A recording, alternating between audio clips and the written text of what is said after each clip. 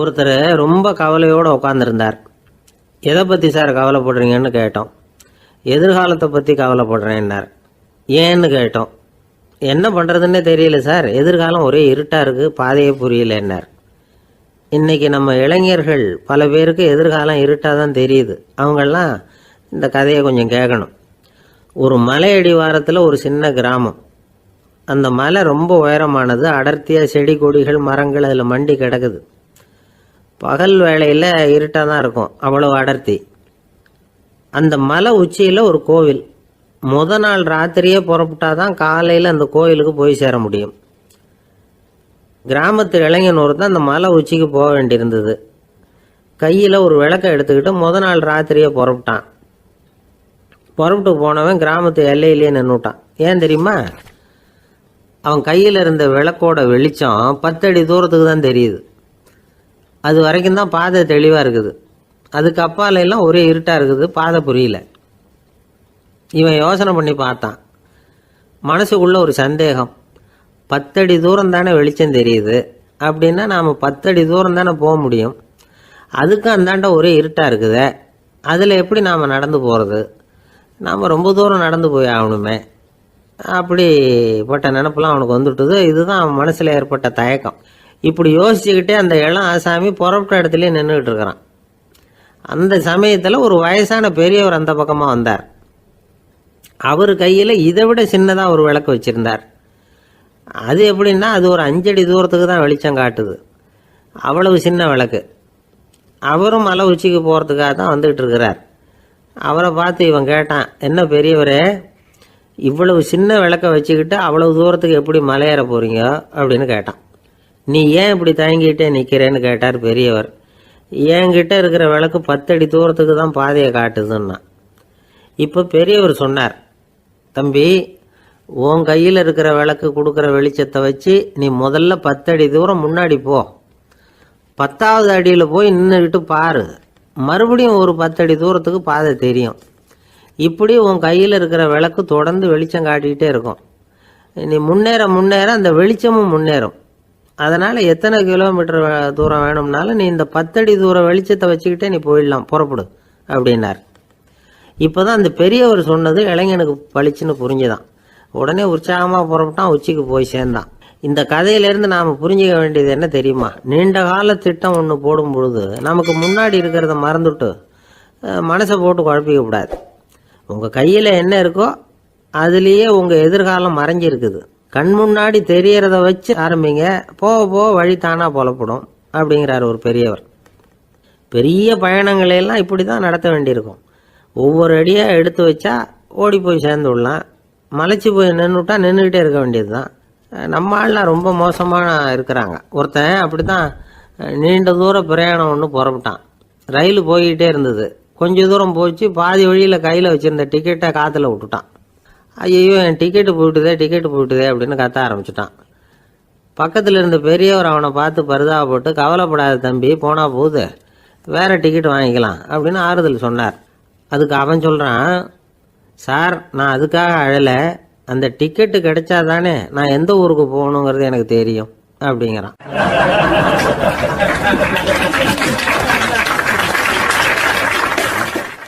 ஆஃபீஸில் வேலை பார்க்குற ஒருத்தர் வந்தார். பேசாமல் ஒரு 10 நாள் லீவு போட்டுடலாமா பார்க்குறேன் அப்படின்னார். ஏன்னு கேட்டோம். என்னுடைய மேலதிகாரி ஒரு முசுடு சார், அவர்கிட்ட வேலை பார்க்குறது ரொம்ப கஷ்டமாக இருக்குது அப்படின்னார். ஆஃபீஸில் வேலை பார்க்குறவங்கெல்லாம் ஒரு விஷயத்தை நல்லா ஞாபகத்தில் வச்சுக்கணும். மேலதிகாரிங்கிறவர் ஒரு பெரிய மகான் இல்லை, அவரும் ஒரு மானிட பிறவி தான். சராசரி மனுஷனுக்குள்ள பலம் பலவீனம் ரெண்டும் அவருக்கும் உண்டு. அதனால் அவரை கொஞ்சம் அனுசரித்து போகிறதுக்கு பழகிறது தான் நல்லது. மேலதிகாரிகளில் பல வகை உண்டு. அதில் முக்கியமாக 3 வகை. அதில் ஒரு வகை எப்படி தெரியுமா? உங்களை ஒரு வேலை செய்கிற மெஷினாக மட்டுமே நினைக்கக்கூடிய வகை.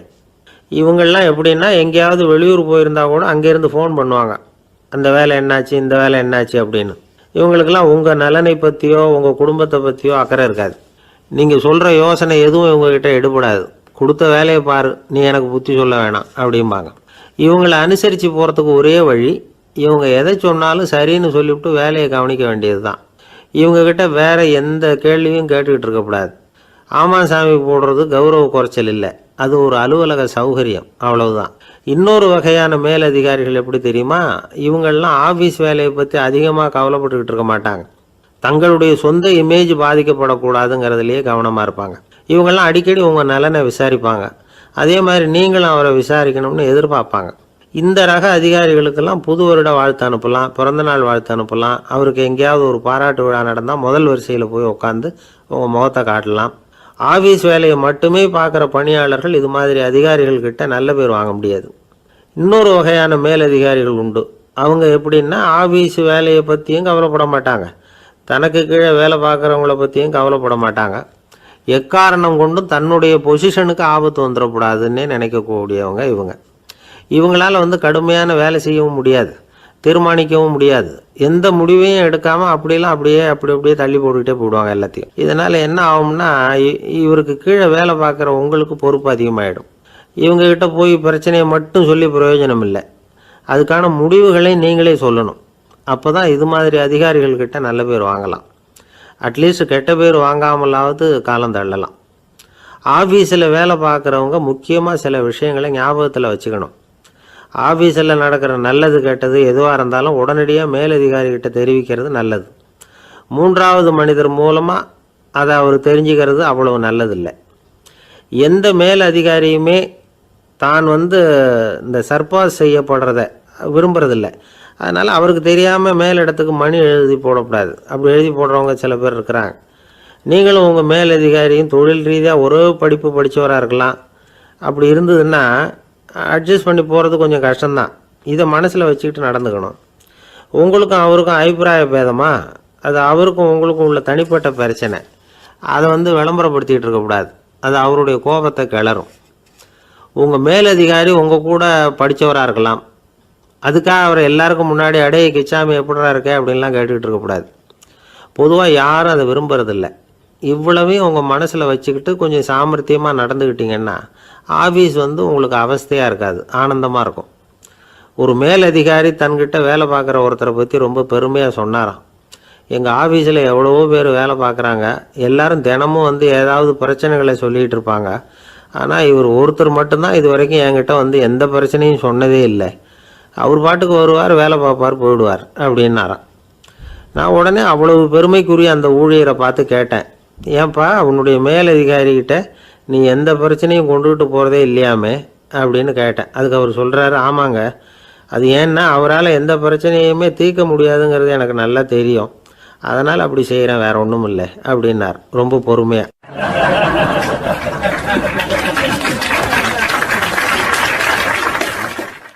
ஒரு அப்பாவுக்கு 2 பிள்ளைங்க. மூத்தவன் ரொம்ப அடக்கம், அப்பா எது சொன்னாலும் கேட்பான், பெரியவங்களுக்கு கீழ்ப்படிஞ்சு நடப்பான். இளையவன் அப்படி இல்லை, தான் நினச்சதை தான் சொல்லுவான், செய்வான். அடுத்தவங்க சொல்கிறத கேட்க மாட்டான், அடங்கி நடக்க மாட்டான். இந்த 2 பேரில் யாரை உங்களுக்கு பிடிக்கும்? பெரியவனை தான் பிடிக்கும், ஏன்னா அவன் தான் சொல்கிற பேச்சை கேட்குறவன் அப்படின்னு சொல்லுவீங்க. ஆனால் ஒரு ஞானி என்ன சொல்கிறார் தெரியுமா? ஒரு குழந்தை அதன் அறிவுக்காக மதிக்கப்பட வேண்டுமே தவிர அதனுடைய கீழ்ப்படியும் தன்மைக்காக அல்ல அப்படிங்கிறார். நம்ம குழந்தைகளை சுயமாக சிந்திக்கிறதுக்கு நாம் விடுறதில்ல, மற்றவங்களை பார்த்து காப்பி அடிக்கிறதுக்கு தான் நாம் அவங்களுக்கு கற்றுக் கொடுக்குறோம். புகழ்பெற்ற மனிதர்கள் சிலருடைய பேரை சொல்லி நீயும் அவர் மாதிரி ஆகணும், இவர் மாதிரி ஆகணும் அப்படின்னு சொல்லிகிட்டே இருக்கிறோம். குழந்தைகள் தங்களுடைய தனித்தன்மையை வளர்த்துக்கிறதுக்கு நாம் தடையாக இருக்கிறோம். ஒரு குழந்தைகிட்ட அனாவசியமாக நம்பிக்கையை வளர்த்துடக்கூடாது, எந்த கோட்பாட்டையும் திணிக்கக்கூடாது. நாம் ஏற்கனவே அர்த்தமில்லாத கருத்துக்களையும் கொள்கைகளையும் மனசில் போட்டு நிரப்பி வச்சுருக்கிறோம். இந்த உலகத்துக்கு புதுசாக சேர்ந்திருக்கிற ஒரு குழந்தையின் தூய்மையான மனசில் நம்ம கருத்துக்களை அறிமுகம் செய்ய அல்லது திணிக்கிறதுக்கு நமக்கு எந்த அதிகாரமும் கிடையாது. ஒரு குழந்தைய நீ இந்த மதத்தை சேர்ந்தவன் அப்படின்னு பிறந்ததுமே ஒரு முத்திரை குத்தி விடுறோம். இது அதோட சுதந்திரத்தை ஆரம்பத்திலேயே கிள்ளி எறிகிறது மாதிரி தான். நீங்கள் ஒரு மதத்தின் வழிமுறைகளை கடைப்பிடிச்சிக்கிட்டு வர்றீங்க, அந்த வழியில் போய்கிட்டு இருக்கிறீங்க, சரி, அதனால் போகிறீங்க. அதுக்காக உங்கள் குழந்தையையும் அதே வழியில் தான் வரணும் அப்படின்னு கட்டாயப்படுத்துறதுக்கு உங்களுக்கு என்ன உரிமை இருக்குது? அந்த குழந்தை சுயமாக சிந்தித்து ஒரு முடிவுக்கு வரட்டுமே, அதுக்கு நீங்கள் ஏன் தடையாக இருக்கிறீங்க? நமக்கு உண்மையிலேயே நம்ம குழந்தை மேலே அன்பு இருந்தால் இது மாதிரி திணிப்பு வேலைகளை செய்யக்கூடாது. திணிப்பு வேலைகள்லேருந்து குழந்தைகளை காப்பாற்றினா போதும். அதுதான் ரொம்ப முக்கியம். அடுத்த தலைமுறை அற்புதமான தலைமுறையாக உருவாகும். நாம் தான் சாதி மத சங்கடங்களில் மாட்டிக்கிட்டு தவிக்கிறோம். அவங்களாவது சாதி மத வேறுபாடு இல்லாத சமுதாயத்தை பார்க்கட்டுமே, அந்த சௌகரியங்களை அனுபவிக்கட்டுமே. அதுக்கு நாம் என்ன செய்யணும்னா ஒன்றும் செய்யாமல் இருந்தால் போதும். ஒரு குழந்தைகிட்ட நம்ம கருத்தை திணிக்கும் பொழுது என்ன ஆகுது தெரியுமா? அது அவனை அவங்ககிட்ட இருந்தே அப்புறப்படுத்தி விடுது. அவனுடைய தனித்தன்மையை அழிச்சுடுது. அவனை ஒரு எல்லைக்குள்ளே திணிச்சுடுது. இதெல்லாம் அன்புங்கிற பேரால் பெற்றோர்கள் செய்கிற தப்பு. இதெல்லாம் கேட்டுக்கிட்டு இந்த காலத்தில் அப்பா ஒருத்தர் சொன்னார், நான் கருத்துக்களை எல்லாம் என் பையன்கிட்ட திணிக்கிறது இல்லைங்க, ஆனால் அதிகமாக சாப்பிட சொல்லி கட்டாயப்படுத்துவேன் அப்படின்னார். உங்கள் வீட்டு சமையல் அவ்வளோ நல்லா இருக்குமான்னு கேட்டாங்க.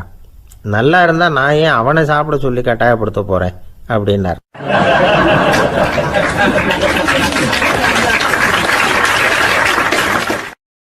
ஒரு மனுஷனை பார்த்து என்கிட்ட வாலாட்டாதே அப்படின்னு சொன்னால் அவன் நம்மக்கிட்ட ஏதோ வம்புக்கு வர்றான்னு அர்த்தம். ஒரு நாயை பார்த்து யாரும் என்கிட்ட வாலாட்டாதே அப்படின்னு சொல்கிறது இல்லை. ஏன்னா நாய் வாலாட்டுனா அது நம்மக்கிட்ட தன்னுடைய நன்றியை தெரிவிக்கிறதாக நினச்சிக்கிட்டு இருக்கிறோம். ஆனால் அது அப்படி இல்லை அப்படின்னு சொல்கிறாங்க அது சம்பந்தமான நிபுணர்கள். ஒரு நாய் தன்னுடைய வாலை இந்த பக்கமும் அந்த பக்கமுமா இப்படியும் அப்படியும் ஆட்டிக்கிட்டு இருந்தா அது பதட்டத்தில் கூட இருக்கலாம். நாய் நட்பாக இருந்தாலும் வாலாட்டும், ஆத்திரத்தில் இருந்தாலும் வாலாட்டும், கோபத்தில் இருந்தாலும் வாலாட்டும், குழப்பத்தில் இருந்தாலும் வாலாட்டும், மகிழ்ச்சியாக இருந்தால் கூட அது வாலாட்டும். அதை நாம் தப்பாக புரிஞ்சுக்கிட்டு அதுக்கிட்ட போய் மாட்டிக்கக்கூடாது. நாயை பற்றி எனக்கு நல்லா தெரியும் அப்படின்னு சொல்கிறவங்க கூட அதுக்கிட்ட கடி வாங்கிட்டு நிற்கிறது உண்டு. நிபுணர்கள் என்ன சொல்கிறாங்க தெரியுமா? எப்போவுமே நாய்கள் திடீர்னு கடிச்சு விடுறதில்ல, கடிக்கிறதுக்கு முன்னாடி சில அறிகுறிகளை காட்டும். அதை சரியாக புரிஞ்சுக்கிட்டோம்னா தப்பிச்சிக்கலாம். ஒரு வீட்டுக்கு போகிறீங்க, அங்கே புதுசாக ஒரு நாயை பார்க்குறீங்க, உடனே அதுக்கிட்ட போய் குனிஞ்சு சிரிச்சுக்கிட்டே அது தலையில் தட்டுறீங்க. இது ரொம்ப தப்பான்.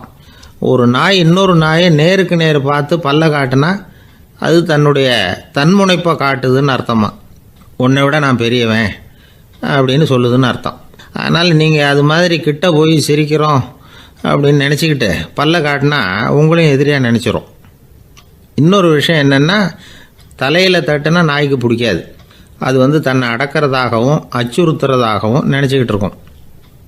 சரி, அப்படின்னா புதுசாக ஒரு இடத்துல அல்லது வீட்டில் நாய்க்குட்டியை பார்த்தா என்ன பண்ணுறது? நீங்கள் சும்மா இருங்க, அதுவாக கிட்ட வரட்டும். அதுக்கப்புறம் அதுக்கிட்ட கனிவாக பேசுங்க. கன்னம், மார்பு, தோல் இங்கெல்லாம் தட்டலாம், தப்பு இல்லையா? தலையில் தான் தட்டப்படாதான். ஒரு நாய் உங்களை நோக்கி ஓடி வருது, நீங்களும் ஓடுனா அது துரத்த ஆரம்பிச்சிடும். அசையாமல் சில மாதிரி நின்றுடுங்க, அது கிட்ட வராது. அதுக்கு ஆர்வம் இல்லாமல் போயிடும். ஒரு தெருவில் சின்ன பிள்ளைங்க நிறைய பேர் விளையாடிக்கிட்டு இருக்கிறாங்க. அப்போ சில நாய்கள் அங்கே ஓடி வருது. எல்லாரும் ஓடினாங்க. அப்படி ஓடுறப்போ ஒரு பையன் கால் தடிக்க கீழே விழுந்துட்டான். என்னாச்சு தெரியுமா? துரத்திக்கிட்டு வந்த நாய்கள்லாம் கீழே விழுந்தவன ஒன்றும் செய்யலை, அவன்கிட்டே போகல. ஓடிக்கிட்டு இருந்தாங்கல்ல பசங்க, அவங்கள துரத்திக்கிட்டு அவங்க பின்னாடி ஓடிச்சான். அதுதான் நாய்களுடைய சுபாவம். ஒரு நாய் நம்மளை நேருக்கு நேர் முறைச்சி பார்க்குதுன்னு வச்சுங்க, நாமளும் அதை முறைச்சி பார்க்கக்கூடாது. நாம் வேறு பக்கம் எங்கேயாவது பார்க்க ஆரம்பிச்சிடணும். ஒரு நாய் கோபமாக இருந்ததுன்னா அதோட வால் உறுதியாக நேராக நிற்கும். ஒரு நாய் பணிந்து போனால் அல்லது பயந்து போனால் அது தன்னோட வாலை காலுக்கு நடுவில் வச்சுக்கும். ஒரு நாய் நம்மளை பார்த்து பயந்து நிற்கிதுன்னு வச்சுங்க, அதனால் நமக்கு ஆபத்து இல்லைன்னு நினச்சிடக்கூடாது. உங்களை பார்த்துட்டு ஒரு நாய் ஒடுங்குச்சுன்னா நீங்கள் விலகி போயிடணும் அப்படின்னு அது நினைக்குது. நிறைய பேர் பயந்து போன நாயால் கடிபடுறாங்க. இவன் நம்மளை விட பெரிய ஆள், மாட்டிக்கிட்டோம், வேறு வழி இல்லை அப்படிங்கிற நினப்பில் தான் நாய் கடிக்க ஆரம்பிக்குதான். இதே மாதிரி சங்கிலியால் கட்டி போடப்பட்டிருக்கிற நாயும் ஆபத்தானது தான். தொடர்ந்து கட்டி போட்டிருந்தா காலப்போக்கில் அது ஒரு மாதிரி ஆகிடும். நாய் குழந்தைகளை கடிக்காது அப்படின்னு சில பேர் சொல்லுவாங்க. அதுவும் ஒரு தவறான நம்பிக்கை. அதனால் சின்ன குழந்தைகளை தனியாக நாயோட விளையாட விடக்கூடாது. ஆகக்கூடி நாயை பற்றி நிறைய விஷயம் புரிஞ்சிக்க வேண்டியிருக்குது. ஒருத்தர் தன்னுடைய நண்பர் வீட்டுக்கு போயிருந்தார். அவசியம் எங்கள் வீட்டில் சாப்பிட்டுட்டு தான் போகணும் அப்படின்னு ரொம்ப அன்பாக சொல்லிவிட்டார். அதை மீற முடியல இவரால். சரின்னு உட்காந்துட்டார். சாப்பாடு போட்டாங்க, சாப்பிட ஆரம்பித்தார். அவங்க வீட்டில் கட்டி போட்டிருந்த நாய்க்குட்டி இவர் சாப்பிட்றத முறைச்சி பார்த்துது. ஏன் இப்படி என்ன இது முறைச்சி பார்க்குது உங்கள் வீட்டு நாய்க்குட்டி அப்படின்னு ஒரு கேட்டார். அப்போ அவங்க சொன்னாங்களாம், அதுக்கிட்ட ஒரு கெட்ட பழக்கங்க, தன்னோட தட்டில் யார் சாப்பிட்டாலும் அது அப்படி தான் முறைச்சி பார்க்கும் அப்படின்னாரா அவர்.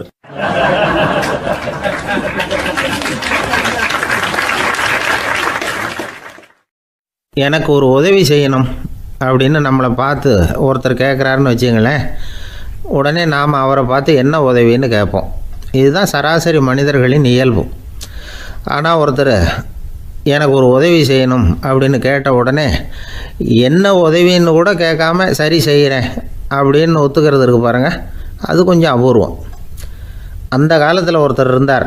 அவர் எப்படி தெரியுமா, உதவி கேட்குறவங்க நல்லவங்களா கெட்டவங்களா அப்படின்னு கூட பார்க்கல, தனக்கு நன்மையா தீமையா அப்படின்னு கூட பார்க்கல, உதவி செய்கிறேன்னு புறப்பட்டு விட்டார். அவர் யார் தெரியுமா, அவர் தான் நல சக்கரவர்த்தி. அவர் மாதிரி நாமும் உதவி கேட்குறவங்களுக்கு உடனே உதவி செய்கிறதுக்கு தயாராக இருக்கணும் அப்படின்னு சொன்னார் ஒரு ஆன்மீக பேச்சாளர். நல சரித்திரத்தை அவர் சொல்லிக்கிட்டு இருந்தார். இந்திரன், அக்னி, வருணன், யமன் இவங்க 4 பேரும் நலனை பார்த்து எங்களுக்கு நீ உதவி செய்யணும், எங்களுக்காக நீ தூது போகணும் அப்படின்னு கேட்குறாங்க. யாருக்கிட்ட தூது போகணும், என்ன காரியத்துக்காக போகணும் அப்படின்னு கேட்கணும்ல.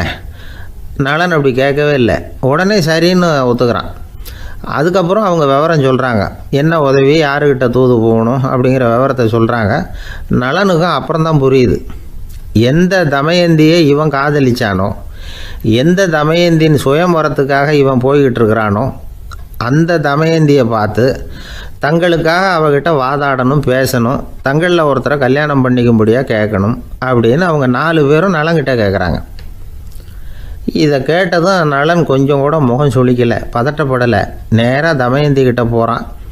இந்திரன், அக்னி, வருணன், யமன் இவங்களோட சிறப்புகளை எடுத்து சொல்கிறான். இவங்களில் ஒருத்தரை கல்யாணம் பண்ணிக்கலாம் அப்படின்னு சொல்லி கேட்டுக்கிறான். ஆனால் இதுக்கு தமயந்தி சம்மதிக்கலை. சுயம்வரம் நடக்குது, அவள் நலனை தேர்ந்தெடுக்கிறாள். அந்த 4 பேரும் நலனுக்கு நிறைய வரங்கள்லாம் கொடுக்குறாங்க. அதுக்கப்புறம் இப்படி போகுது கதை. இதில் நாம் கவனிக்க வேண்டியது என்னென்னா, உதவின்னு கேட்ட உடனே என்ன உதவின்னு கேட்காம சரி செய்கிறேன்னு சொன்னான் பாருங்கள், அதை கொஞ்சம் சிந்திக்கணும். செய்கிறேன்னு ஒத்துக்கிட்டதுக்கு அப்புறம் அது என்ன உதவின்னு தெரிஞ்சும் முகம் சுளிக்காமல் அதை செஞ்சான் பாருங்கள், அதையும் கொஞ்சம் சிந்திக்கணும். நம்மளும் ஒரு நண்பனை தேடி போனால் எனக்கு ஒரு உதவின்னா சரி சொல்லுன்னா, இப்போ உங்ககிட்ட 2 கார் இருந்தால் என்ன பண்ணுவேன்னா உடனே அதில் ஒன்று உங்ககிட்ட கொடுத்துருவேன்னா, அவன் உங்ககிட்ட 2 பங்களா இருந்தால் என்ன பண்ணுவேன்னா அதில் ஒன்று உங்ககிட்ட கொடுத்துருவேன்னா, உங்ககிட்ட 2 பேனா இருந்தால் என்ன பண்ணுவேன்னா அதில் ஒரு பேனாவே உங்ககிட்ட கொடுக்க மாட்டேன்னா அவன். ஏன்டா அப்படி சொல்கிறேன்னா, ஏன்னா இப்போ நிஜமாகவே என்கிட்ட 2 பேனா இருக்குது, அதனால் அப்படி சொல்கிறேன் அப்படின்னு நானான் அவன்.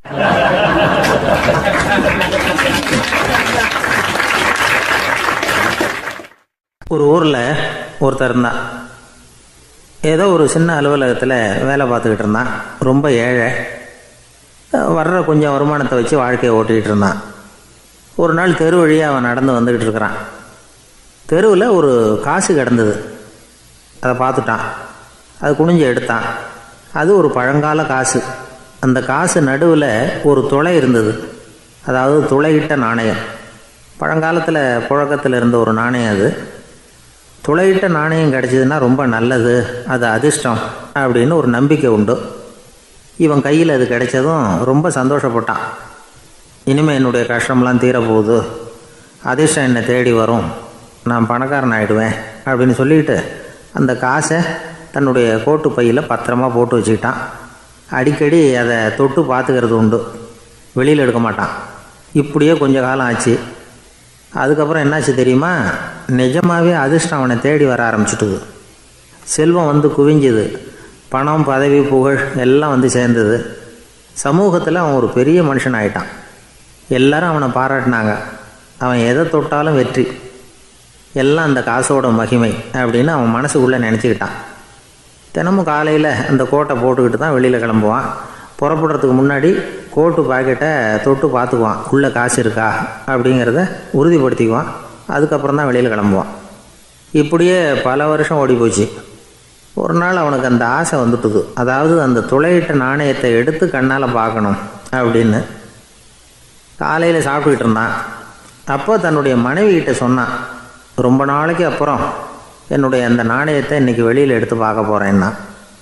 என்னத்துக்கு அது, இப்போ அதை பார்க்க வேணாமே அப்படின்னு மெதுவாக இழுத்தாங்க அந்த அம்மா. இல்லை நான் பார்த்தே தீரணும் அப்படின்னு அவன் தன்னுடைய சட்டை பைக்குள்ளே கையை விட்டான். உள்ளே இருந்த நாணயத்தை வெளியில் எடுத்தான். பார்த்தா அவனுக்கு ஆச்சரியமாக போச்சு. அந்த நாணயத்தில் தொலையே இல்லை. என்ன ஆச்சு அப்படின்னு சொல்லி அவன் ரொம்ப குழம்பி போயிட்டான். இப்போ அந்த அம்மா சொன்னாங்க, நான் தான் ஒரு நாள் உங்கள் கோட்டு ரொம்பவும் தூசியாக இருக்கேன்னு சொல்லி அதை ஜன்னலுக்கு வெளியில் உதறினேன். உள்ளே இருந்த அந்த காசு அப்போ எனக்கு தெரியாது, ஞாபகத்தில் இல்லை. அது தெருவில் விழுந்துட்டது போல இருக்கு. அதுக்கப்புறம் எவ்வளவோ தேடி பார்த்தேன், கிடைக்கல. அதுக்குள்ளே அதை யாரோ எடுத்துகிட்டு போயிட்டாங்க போல இருக்கு. அது இல்லைங்கிறது உங்களுக்கு தெரிஞ்சால் வருத்தமாக இருக்குமேங்கிறதுக்காக நான் தான் வேறு ஒரு நாணயத்தை எடுத்து சட்டை பைக்குள்ளே வச்சுட்டேன் அப்படின்னு விவரத்தை சொன்னாங்க அந்த அம்மா. இது எப்போ நடந்ததுன்னு கேட்டான். உங்களுக்கு அந்த காசு கிடைச்சதே அன்றைக்கி மறுநாளே இது நடந்து போச்சு அப்படின்னாங்களாம். இதை கொஞ்சம் யோசனை பண்ணி பாருங்கள். அவனுக்கு அதிர்ஷ்டத்தை கொடுத்தது அந்த நாணயம் இல்லை, அவனுடைய நம்பிக்கை, அதாவது தன்னம்பிக்கை. அதுதான் வேலை செஞ்சுருக்கு. இதிலேருந்து நாம் தெரிஞ்சுக்க வேண்டியது என்னென்னா, வாழ்க்கையில் முன்னேற நினைக்கிறவங்களுக்கு தன்னம்பிக்கை ரொம்ப முக்கியம். அது இல்லைன்னா முன்னேற முடியாது. ஒருத்தன் சொன்னானா, நான் எப்போவுமே என்ன தான் சார் நம்புவேன், மற்றவங்கள நம்ப மாட்டேன்.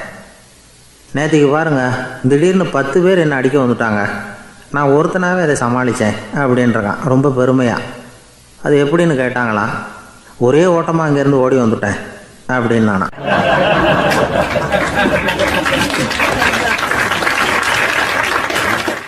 அளவுக்கு மிஞ்சினால் அமிர்தமும் நஞ்சு அப்படின்னு சொல்லுவாங்க. அது உண்மைதான். ஒருத்தருக்கு அளவுக்கு மீறிய புகழ் வந்துட்டுதுன்னு வச்சுங்க, அது கூட ஆபத்தாக போயிடுறது உண்டு. பழங்காலத்துல எல்லாம் கிரேக்க தேசத்தில் ஒரு பழக்கம் உண்டாம். அதாவது யாராவது ஒருத்தரை நாடு கடத்தணும்னா அதுக்கு ஒரு வழி உண்டு. அதாவது ஒருத்தரை நாடு கடத்தணும்னு மக்கள் விரும்புகிறாங்கன்னு வச்சுங்களேன், அவர் பேரை ஒரு மண்பாண்ட ஓட்டுச்சில்லில் எழுதி அதை ஒரு குறிப்பிட்ட பொது இடத்துல போட்டுற வேண்டியது, அவ்வளவுதான். இது மாதிரி பல பேர் போட்டுக்கிட்டே இருப்பாங்க. எல்லாம் அப்படியே குவிஞ்சு போயிடும். அந்த ஓட்டாஞ்சில்லு குவியலில் யாருடைய பேர் அதிகமாக இருக்குதோ அந்த நபரை ஒரு 10 ஆண்டுகள் நாடு கடத்தி விடுவாங்க. இது அந்த ஊர் வழக்கமாக. ஒரு நாள் அந்த குவியலுக்கு பக்கத்தில் ஒரு ஆள் நின்றுக்கிட்டு இருக்கிறான். அவன் கையில் ஒரு ஓட்டாஞ்சில்லு வச்சுருக்கிறான். அதில் யாரோட பேரையோ எழுதணும், எழுதி அந்த இடத்துல போடணுங்கிறது அவன் ஆசை. ஆனால் அவன் படிக்காதவன், அதனால் எழுத தெரியல. யாராவது அந்த வழியாக வர்றாங்களான்னு பார்த்துக்கிட்டே நின்றுக்கிட்டு இருந்தான். ஒரு பெரியவர் வந்துக்கிட்டு இருந்தார். அவர்கிட்ட ஓடினான். கையில் இருந்த மண்பாண்ட சில்லை கொடுத்தான். ஐயா, இதில் ஒரு பேர் எழுதி கொடுங்களேன்னா. அந்த பெரியவர் அதை வாங்கி கையில் வச்சுக்கிட்டு, என்ன பேர் எழுதணும் சொல்லு அப்படின்னா. இவன் சொன்னான், அரிஸ்டைடிஸ் அப்படின்னு எழுதுங்க அப்படின்னா. இதை கேட்டதும் அந்த பெரியவருக்கு அதிர்ச்சி. ஏன்னா அவர் தான் அரிஸ்டைடிஸ், தத்துவ மேதை அரிஸ்டைடிஸ் அவர். இருந்தாலும் நான் தான் அதுங்கிறத காட்டிக்காமல் அந்த ஆளுகிட்ட கேட்டார். அது சரிப்பா, அரிஸ்டைடிஸுங்கிற பேரை எழுத சொல்கிற, அவர் உனக்கு என்ன கெடுதல் பண்ணார், அவர் பேரை இதில் எழுத சொல்கிறியே அப்படின்னு கேட்டிருக்கார். அதுக்கு இவன் சொன்னானா, அவர் எனக்கு எந்த கெடுதலும் பண்ணலை, அவரை நான் பார்த்தது கூட இல்லை அப்படின்ட்டுருக்கான். அப்புறம் எதுக்காக அவரை நாடு கடத்தணும்னு நீ ஆசைப்படுற அப்படின்னு கேட்டிருக்கார். இப்போ அந்த ஆள் சொல்கிறான், அரிஸ்டைடஸை பற்றி எல்லாரும் பேசுகிறாங்க, அவர் ரொம்ப நல்லவர், அவர் ஒரு பெரிய அறிவாளிங்கிறாங்க, அவர் ஒரு பெரிய வள்ளல், பேரறிஞர், இப்படி எல்லாரும் சொல்கிறத கேட்டு கேட்டு எனக்கு ரொம்ப அழுத்து போயிட்டுது, அதனால தான் வெறுப்பாயிட்டேன் அப்படின்னு நானும். இதிலேருந்து என்ன தெரியுது, நாம் நல்லவனாக இருக்கிறதுல ஒன்றும் இடைஞ்சல் இல்லை. ஆனால் நம்மளை நல்லவன் எல்லாரும் சொல்ல ஆரம்பிச்சிட்டாங்கன்னு வச்சுக்கோங்க, அப்போ இடைஞ்சல் ஆரம்பம்னு அர்த்தம். எதுவுமே அளவுக்கு மிஞ்சி போகாமல் பார்த்துக்க வேண்டியது ரொம்ப அவசியம். அளவுக்கு அதிகமாக ஆசைப்படாதவங்களில் ஆப்ரஹாம் லிங்கனும் ஒருத்தரான். அவர் ஒரு தடவை தன்னுடைய நண்பர்கள்கிட்ட பேசிக்கிட்டு இருந்தாராம். ஒருத்தர் கேட்டிருக்கார், ஒரு மனுஷனுக்கு கால்கள் எவ்வளோ உயரம் இருக்கணும் அப்படின்னு கேட்டாராம். இதுக்கு ஆப்ரஹாம் லிங்கன் சொன்னாராம், அது என்ன, இடுப்புலேருந்து தரையை தொடுற அளவுக்கு உயரம் இருந்தால் போதும் அப்படின்னாராம்.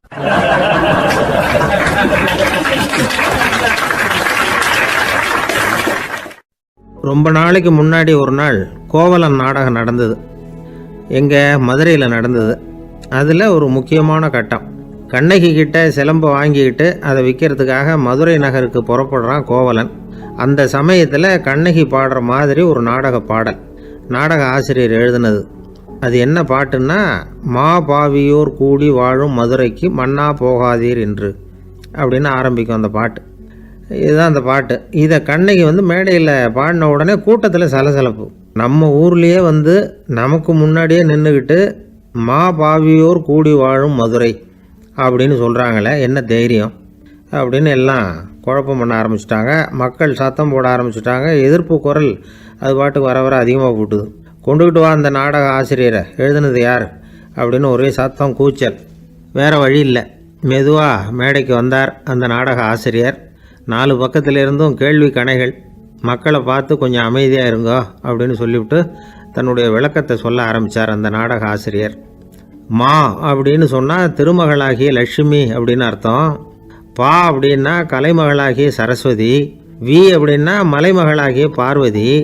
மா பாவியோர் அப்படின்னா திருமகளும் கலைமகளும் மலைமகளும், இவங்க மூவரும் அப்படின்னு அர்த்தம். இந்த 3 பேரும் வாழ்கின்ற மதுரை புனிதம் நிறைந்தது, சகல செல்வங்களும் நிறைஞ்சது.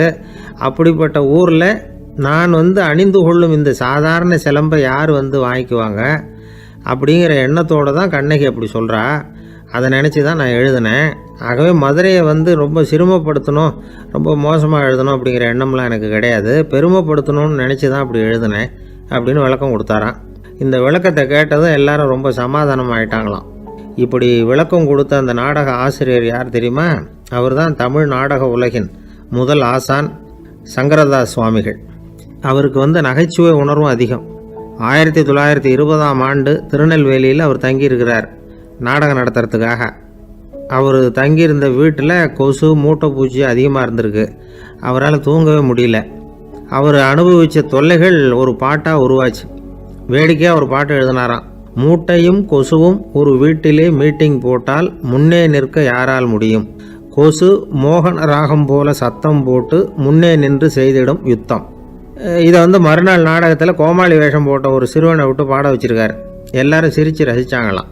சங்கரதாஸ் சுவாமிகள் கல்யாணமே பண்ணிக்கல, துறவி மாதிரியே வாழ்ந்திருக்கார். தமிழ் நாடக கலைக்கு தன்னையே அர்ப்பணம் பண்ணிட்டவர் அவர். 1922 நவம்பர் மாதத்தில் ஒரு நாள் புதுச்சேரியில் அவர் வாழ்க்கை முடிஞ்சுது. அப்போ அவருக்கு வயசு 55. சங்கரதாஸ் சுவாமிகள் நாடக ஆசிரியர் மட்டும் இல்லை, மேடை நாடக இயக்குனர், தயாரிப்பாளர். அவரே ஒரு சிறந்த நடிகர். ஒரு தடவை சாவித்திரி நாடகத்தில் இவர் யமதர்மனா வேஷம் போட்டு நடிச்சிருக்கிறார். நாடகம் பார்த்துக்கிட்டு இருந்த கருவுற்ற ஒரு பெண்மணிக்கு பயத்தினால அங்கேயே குழந்தை பிறந்துட்டு தான். அந்த நிகழ்ச்சிக்கு அப்புறம் இவர் இந்த வேஷம் போடுறப்போலாம் ஜனங்களுக்கு முன்கூட்டியே எச்சரிக்கை கொடுக்க ஆரம்பிச்சிருவாராம். அதாவது அப்படி யாராவது பயப்படுறவங்க இருந்தால் கொஞ்சம் கண்ணை மூடிங்க அல்லது எழுந்திரிச்சு போடுங்கன்னு. நடிப்புன்னா அப்படிலாம் இருக்கணும். இந்த காலத்தில் நடிகர் ஒருத்தர் சொன்னார், சார் நான் இந்த நாடகத்தில் நடிக்கிறப்போ முகத்தில் நவரசங்களையும் காட்டி நடித்தேன், உணர்ச்சிகளை எல்லாம் நல்லா காட்டி நடித்தேன். அப்படி இருந்தும் ஜனங்கள் கல்லை எடுத்து மேடையில் வீசிவிட்டாங்க சார் அப்படின்னார். நாடகத்தில் உங்களுக்கு என்ன வேஷம் அப்படின்னு கேட்டாங்க. அது செத்து கிடக்கிற பணமாக நடித்தேன் சார் அப்படின்னார்.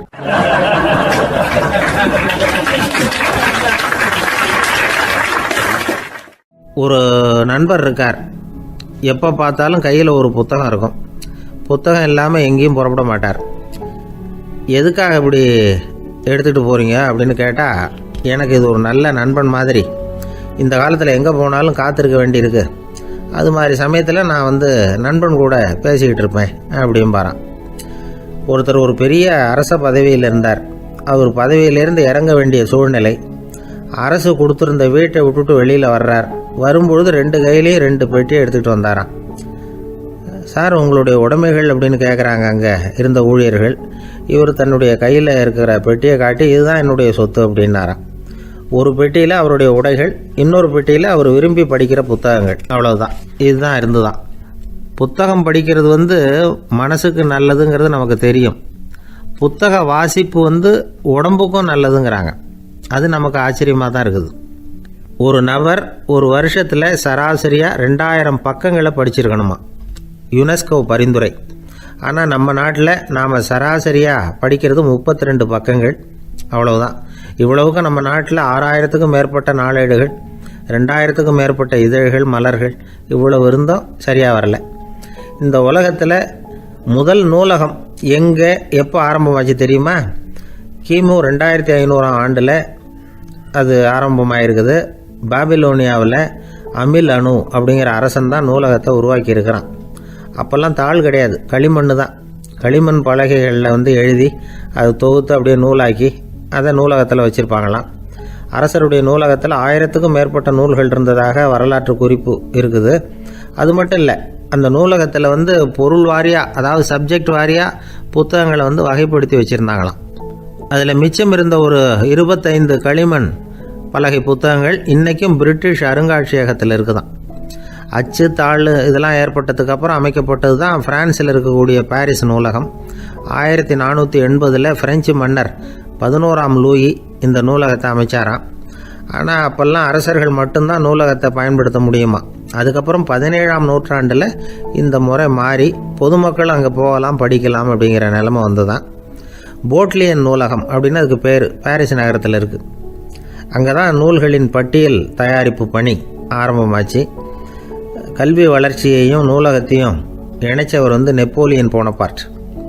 முன்பணம் செலுத்தி புத்தகத்தை படிக்கிற முறையையும் அவர் தான் கொண்டுட்டு வந்தாராம். மக்கள்கிட்ட வசூலிக்கிற வரியின் ஒரு பகுதியை நூலகத்துக்கு பயன்படுத்தினவரும் அவர் தானா. நெப்போலியன் நூலகத்தில் உலகத்தில் உள்ள எல்லா மொழி நூல்களும் இருக்குதான். அங்கே ஒரு தமிழ் நூலும் இருந்திருக்குது. அது என்னென்னா கம்பராமாயணம். சோவியத் யூனியனுக்கு படையெடுத்து போனப்போ அங்கேருந்து லட்சக்கணக்கான புத்தகங்களை இந்த பனிச்சறுக்கு வாகனங்கள் இருக்குல்ல, அதில் கொண்டுகிட்டு வந்ததாக வரலாறு. அடுத்தபடியாக குறிப்பிட்டு சொல்லத்தக்க நூலகம் எதுன்னா பிரிட்டிஷ் நூலகம். மிக பழைய கையெழுத்து பிரதியெல்லாம் கூட அங்கே இருக்குது. 1753 ஆரம்பமாச்சு. அதில் உள்ள நூல்களை வரிசையாக அடுக்கினா 180 கிலோமீட்டர் நீளத்துக்கு வருமா. மிகப்பெரிய நூலகம் அமெரிக்க தலைநகர் வாஷிங்டனில் இருக்குதான். இந்தியாவை பொறுத்த வரைக்கும் பெரிய பழைய நூலகம் எதுன்னா கல்கத்தா நூலகம். எல்லா இந்திய மொழி நூல்களும் இங்கே உண்டு. மகாகவி பாரதியார் நடத்தின இந்தியாங்கிற இதழின் எல்லா பிரதிகளும் அங்கே பாதுகாப்பாக இருக்குது. படிக்கும் பழக்கம் இங்கே வளர வேண்டியிருக்குது. ஒருத்தர்கிட்ட ஒரு புஸ்தகத்தை கொடுத்து விமர்சனம் எழுத சொல்லியிருந்தாங்க. கொஞ்ச நாள் கழித்து அவரை போய் பார்த்து, என்னங்க புஸ்தகத்தை படித்து பார்த்தீங்களா அப்படின்னு கேட்டாங்களாம். இதுக்கு அவர் சொல்லியிருக்கிறார், இன்னும் நான் படித்து பார்க்கலிங்க, இப்போ தானே விமர்சனமே எழுதி முடிச்சிருக்கிறேன், இனிமே தான் படிக்கணும் அப்படின்னாராம்.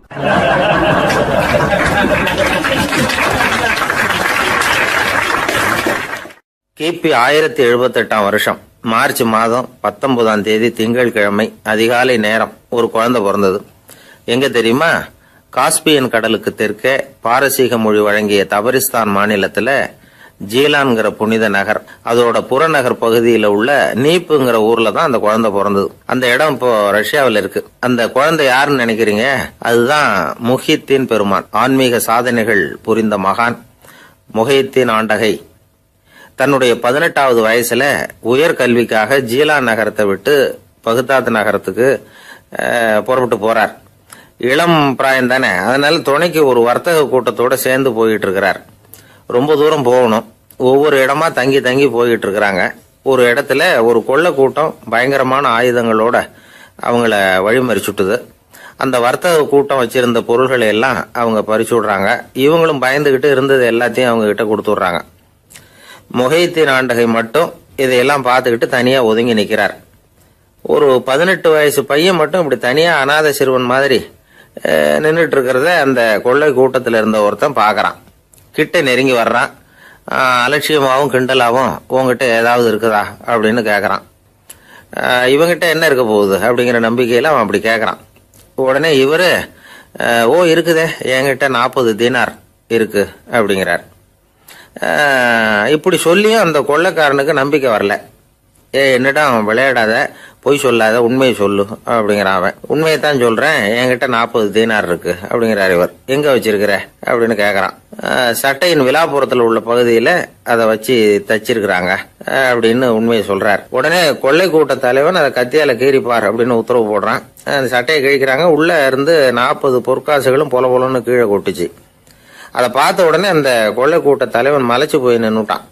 காசை பார்த்துட்டு அவன் மலைச்சு போகல, பொய் பேசாத அந்த பையனோட நேர்மையை பார்த்துட்டு அவன் அப்படி நின்னான். மெதுவா அந்த பையன் கிட்ட வந்தான். ஏன்பா நீ என்ன பணக்கார குடும்பமா அப்படின்னு கேட்டான். அப்படிலாம் இல்ல, எனக்கு அப்பா இல்ல, அம்மா மட்டும்தான் உண்டு. எங்க அப்பா எனக்குன்னு விட்டு போன சொத்தே இந்த 40 தீனார் தான் அப்படின்னாரு இவர். அப்படி இருந்துமா உண்மை பேசணும்னு ஆசைப்பட்டேன், என்கிட்ட ஒண்ணும் இல்லைன்னு ஒரு வார்த்தை சொன்ன உன்னை விட்டுருப்போமே அப்படின்னா அவன். அப்படி இல்லைங்க, நான் இறைவன் திருநாமத்தை அறியக்கூடிய கல்வி ஞானத்துக்காக இப்ப போயிட்டு இருக்கிறேன். இறைவன் திருநாமத்தை உச்சரிக்க வேண்டிய நாவால பொய் பேசக்கூடாதுன்னு எங்க அம்மா சொல்லியிருக்கிறாங்க. அதனால நான் எப்பவுமே பொய் சொல்ல மாட்டேன் அப்படின்னு என்னுடைய தாய்க்கு வாக்கு கொடுத்திருக்கிறேன் அப்படின்னார் அவர். முஹையத்தீன் பெருமான் வார்த்தைகளை கேட்ட அந்த கொள்ளையர்கள் மனம் திருந்தி நல்லவங்களா ஆயிடுறாங்க. அந்த கொள்ளையர் தலைவன் பிற்காலத்துல ஒரு பெரிய மகான் ஆயிடுறார். பெரியவர்கள் வாழ்க்கையில நடக்கிற இது மாதிரி சம்பவங்கள் தான் நாம நல்ல விதமா வாழறதுக்கு துணையா இருக்கும். அந்த காலத்துல கொள்ளையர்களே பெரியவங்க செயலை பார்த்து மனம் திருந்தி இருக்கிறாங்க. இந்த காலத்துல யார் இப்படி இருக்கிறா? இந்த காலத்துல மகான் ஒருத்தரை பார்த்தேன், எனக்கு வேண்டியப்பட்ட மகான். ஏங்க நீங்களும் மகான் ஆகிறதுக்கு முன்னாடி கொள்ளை அடிச்சுட்டு இருந்தீங்களா அப்படின்னு கேட்டேன். அவர் மெதுவா கண்ணை திறந்து என்ன நிமிர்ந்து பார்த்தார். அப்படி இல்லப்பா, நான் கொள்ளை அடிக்கிறதுக்காகத்தான் மகானாவே ஆகி இருக்கிறேன் அப்படின்னு சொல்லிவிட்டு மறுபடியும் கண்ணை மூடிட்டார்.